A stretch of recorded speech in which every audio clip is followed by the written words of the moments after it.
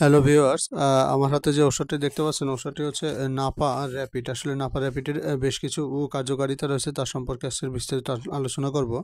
নাপা হচ্ছে খুব একটা জনপ্রিয় একটা ওষুধ, একটু খুবই ব্র্যান্ডের একটা প্রোডাক্ট। এটা হচ্ছে বেক্সিমকো কোম্পানির একটা ওষুধ। এখন নাপার মধ্যে অনেক ধরনের ভেরিয়েশন আছে, বিশেষ করে হচ্ছে নাপা র্যাপিড আছে, নাপা ওয়ান আছে, নাপা এক্সট্রা আছে, নাপা এক্সটেন্ড আছে। আসলে নাপা ওয়ান হচ্ছে ডাবল ডোজ প্যারাসিটামল 500 mg দুইটা করে থাকে, 1000 mg করে থাকে। এটা হচ্ছে নাপা ওয়ান। তারপর হচ্ছে নাপা এক্সটেন্ড। নাপা এক্সটেন্ডে থাকে হচ্ছে 665 মিলিগ্রাম, মানে হচ্ছে 500 mg আর একটু বেশি থাকে, যাতে একটু ব্যথাটা তাড়াতাড়ি কমে।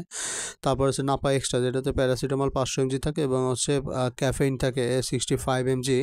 এটা একটু মাথা ব্যথার জন্য একটু খুব ভালো কাজ করে। তারপর হচ্ছে প্লেইন নাপা। প্লেইন নাপাতে শুধু হচ্ছে প্যারাসিটামল 500 mg থাকে। আর হচ্ছে নাপা র্যাপিড। এই নাপা র্যাপিডের একটু আলাদা বিশেষত্ব রয়েছে, বিশেষ করে হচ্ছে এই নাপা র্যাপিডে একটা র্যাপিড অ্যাবজর্পশন টেকনোলজি আছে। র্যাপিড হচ্ছে মানে হচ্ছে দ্রুত কাজ করবে। এটা খাওয়ার সাথে সাথেই অ্যাবডোমিনালে ক্যাভিটির মধ্যে গেলে তখন হচ্ছে প্রথমেই পাকস্থলীতে স্টোমাকে এটা খুব দ্রুত গলে যায় এবং সাথে সাথে কাজ করা শুরু করে। এমনি প্লেন নাপা থেকে, যে সাধারণ যে প্লেন হলুদ যে নাপাটা থাকে, সেই নাপা থেকে এই নাপা র্যাপিড 3 গুণ দ্রুত কাজ করে। তার মানে যাদের যাদের জ্বর 102, 3, 4 থাকে, খুব বেশি জ্বর থাকে, তাদের জন্য অত্যন্ত কার্যকরী এই নাপা র্যাপিড। এখন এর কিছু বিশেষ ইন্ডিকেশন, বিশেষ কিছু নির্দেশনা রয়েছে কী কী ক্ষেত্রে এই নাপা র্যাপিড কাজ করে, তার সম্পর্কে বিস্তারিত আলোচনা করব।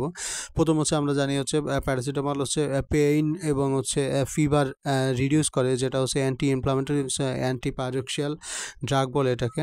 প্রথম হচ্ছে জ্বর কমাতে সাহায্য করে। তারপর হচ্ছে mild and moderate pain. Mild হচ্ছে তীব্র ব্যথা এবং হয়তো মডারেট মানে হালকা ব্যথায় অত্যন্ত ও কার্যকারী।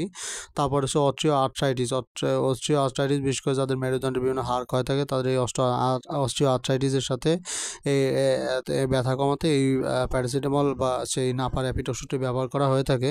তারপর রিউমাটেড আর্থ্রাইটিস, যাদের বিভিন্ন আঙ্গুল বেঁকে যায়, এটা হচ্ছে রিউমাটেড আর্থ্রাইটিস, সেটার ব্যথা কমাতেও এটা সাহায্য করে। তারপরে হচ্ছে যে কোনো মডারেট আর্থ্রাইটিস পেইন কমাইতে এটা সাহায্য করে। তারপর হচ্ছে ক্রনিক লো ব্যাক পেইন, যাদের দীর্ঘমেয়াদী মাজা ব্যথা থাকে, তাদেরও ব্যথা কমাইতে এই নাপা র্যাপিড অত্যন্ত ভালো একটা কাজ করে। তারপর হচ্ছে রেনাল স্টোন পেইন, কারো কারো ক্ষেত্রে কিডনি যে পাথর থাকে, সেই পাথরের ব্যথা কমাইতে হচ্ছে নাপা র্যাপিড কাজ করে। এটা অনেক সময় ডক্টর একটা করে 3 বেলা দিয়ে থাকে, অথবা হচ্ছে 2টা করে 3 বেলা দিয়ে থাকে।